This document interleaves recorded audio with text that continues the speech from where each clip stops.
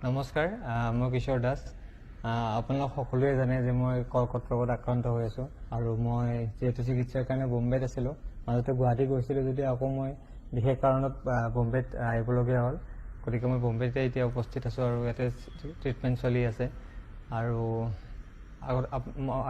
এতিয়ালৈ মই যিমানখিনি কাম কৰিছোঁ আপোনালোক সকলোৱে মৰম কৰিছে, আশীৰ্বাদ কৰিছে আৰু সেইটোলৈ মই আজি চাগে মোৰ মনোবলটো আজিলৈ বহুত ষ্ট্ৰং হৈ আছে।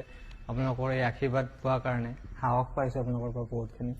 আৰু এইখিনিলৈ মই মোৰ নিজৰ এই ৰোগটোক মই পৰাস্ত কৰিবলৈ মই হেৰি কৰি আছোঁ যিমান পাৰোঁ, কাৰণ মোৰ উইল পাৱাৰটো থাকিলে মোৰ বেমাৰটো মোক হাৰাব নোৱাৰিব।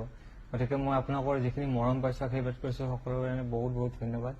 আৰু মই এই বেমাৰটো হোৱাৰ আগতে মই এখন চিনেমা কৰিছিলোঁ, মোৰ যিখন শেষ চিনেমা লাষ্ট কৰিছিলোঁ, সেই চিনেমাখনৰ নাম হৈছে দাদা তুমি দুষ্ট কৰ। অতি সোনকালে আপোনালোকৰ মাজত আহি আছে আৰু এই চিনেমাখন হৈছে বহুত বেছি হাস্যমধুৰ আৰু ৰোমেণ্টিক হয়। বহুত ভাল পাব আপোনালোকে, মোৰ দৃঢ় বিশ্বাস এইখন চিনেমা চাই আপোনালোক সকলোৱে ভাল পাব। আৰু পেচা বস্তু বুলিয়ে ক'ব লাগিব, আপুনি যদি চাব সকলোৱে চাব। মই বহুত আশা কৰিছোঁ সকলোৱে, আৰু আপোনালোকে মৰম কৰিব, আশীৰ্বাদ কৰিব, আকৌ নিজৰ কৰ্মস্থানতে